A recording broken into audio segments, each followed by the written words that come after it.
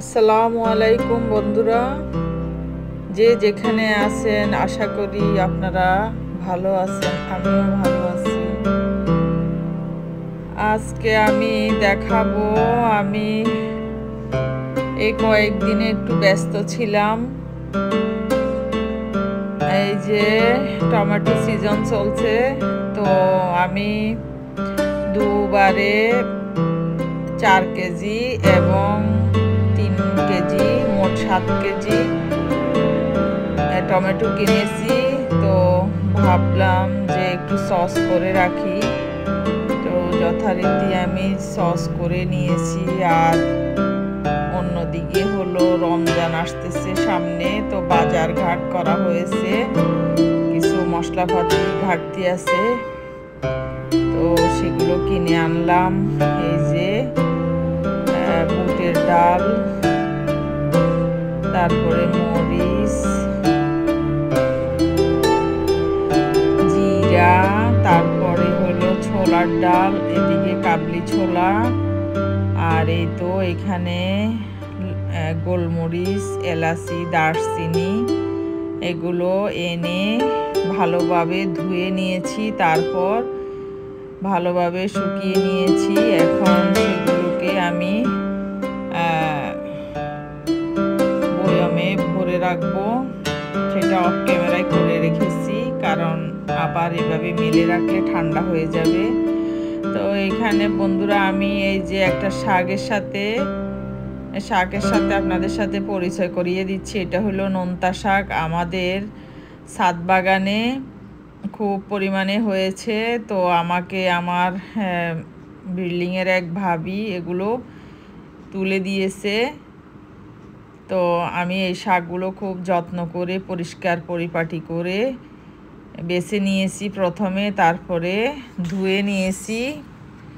আসলে শাক সবজি একটু দেখে শুনে না কাটলে আমার তৃপ্তি লাগে না। আমি অন্য কাউকে দিয়ে কাটাকাটি করলে আমার ভালো লাগে না, তো আমি নিজেই সব বেছে ধুয়ে নিয়েছি। এখন কুচা কুচা করে কেটে নিব। আজকে অদ্ভুতভাবে একটা রান্না করব।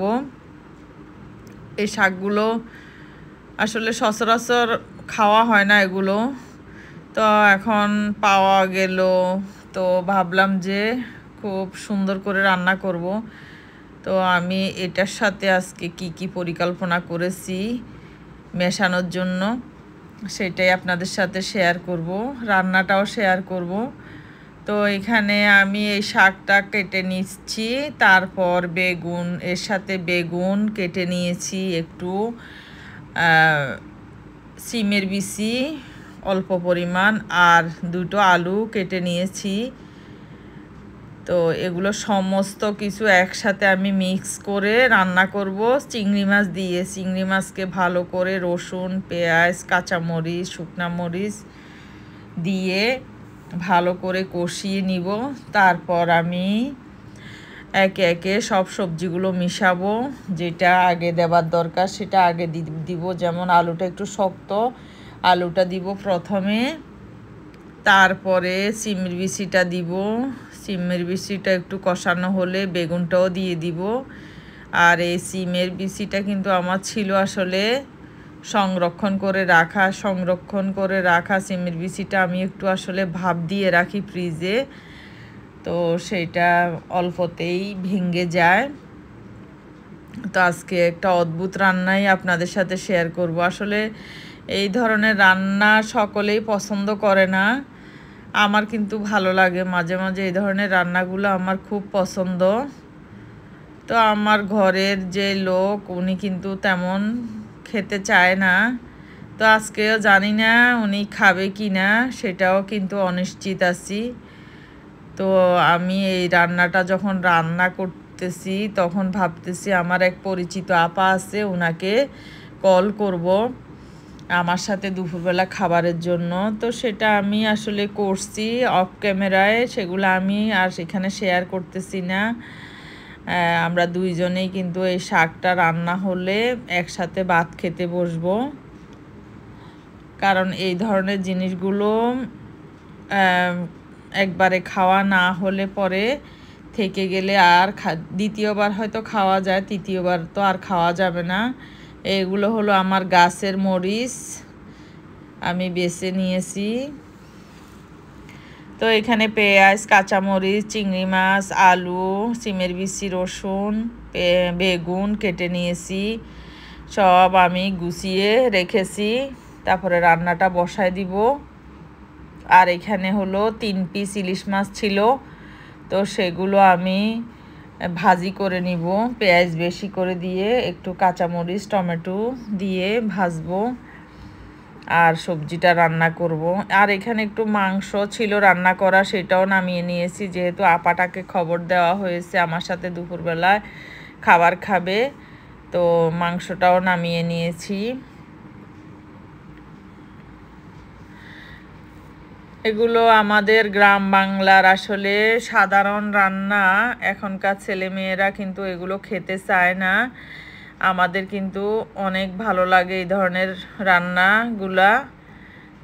তো এগুলো বেশি মানুষের ভিতরে রান্না করলে আসলে বেশ লাগে খেতে। তো এখন আমি রান্নাতে চলে আসবো। এক চুলায় গরম পানি করতে দিয়েছি। এই তো শাকটাও কেটে রেখে দিয়েছি।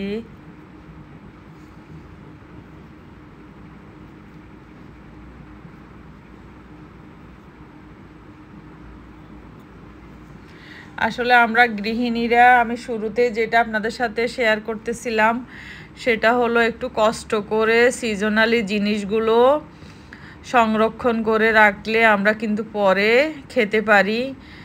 আর একটু কষ্ট করলে অনেক সাশ্রয় করা যায় সংসারে। এমনি বাহিরের জিনিসগুলো তো 2 ডবল অথবা 2.5 ডবল দাম রেখে দেয়।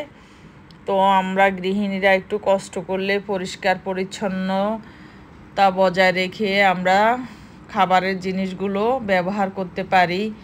বাজার থেকে তো এখন সবই কিনতে পাওয়া যায়, তবে চড়া দাম হয়। তো নিজেরা একটু খাটাখাটনি করলে বেশ কিছুদিন রেখেও খাওয়া যায়।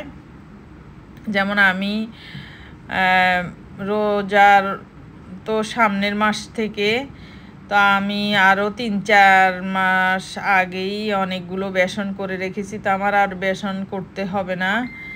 এখন আমি শুধু এমনি ডালগুলো এনে রেখেছি। 3 ধরনের ডাল আনছি, সেটা হলো মসুরের ডাল, তারপরে ছোলার ডাল, বুটের ডাল, আর হলো কাবলি ছোলা। তো এমনি সিদ্ধ করে খাওয়া হবে। ডালগুলা এনে রাখা হয়েছে পেঁয়াজু খাওয়ার জন্য, আমাকে আর বেসন করা লাগবে না। তো আমি সেগুলো নিজে পরিষ্কার পরিচ্ছন্ন করে শুকিয়ে নিয়েছি। এখন অনেক দিন নিশ্চিত থাকা যাবে, শুকিয়ে রাখলে আর পোকাটা সহজে আসে না, এটাই হলো ব্যাপার। আর এমনি বাজার থেকে আনার পরে এমনি রেখে দিলে কয়েকদিন বাদে কিন্তু পোকা এসে যায়।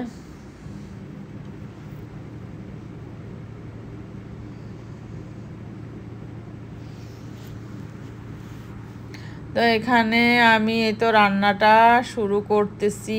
পেঁয়াজ দিয়েছি, তেলের উপরে রসুন দিলাম, ভালো করে কষিয়ে নিব।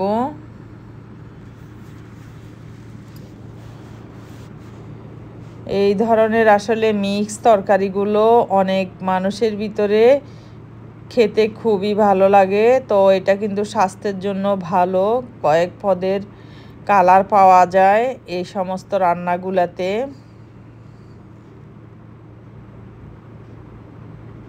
তো কাঁচামরিচটাও দিয়ে দিব, শুকনা মরিচ যেহেতু একটু কমিয়ে দিব, কাঁচামরিচটাও বেশি করে দিচ্ছি।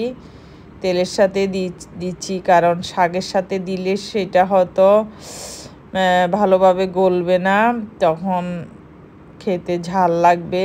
তো এখন এটা আমি ভালোভাবে তেলের উপরে কষিয়ে নিচ্ছি। হলুদ মরিচ দিলাম।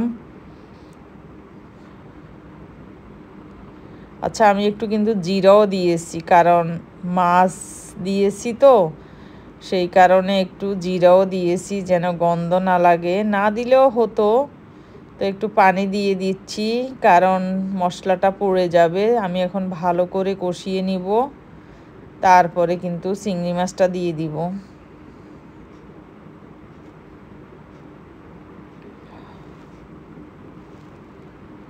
তো বন্ধুরা, আপনারা হয়তো এটা দেখে হাসাহাসি করবেন যে এটা একটা রান্না হলো নাকি, এটা আবার শেয়ার করার কি আছে। আসলে আমি অনেক কিছু স্মৃতির পাতায় রাখার জন্য শেয়ার করি। কে কি বলল না বলল, কার পছন্দ হলো কি না হলো, সেগুলোর জন্য না।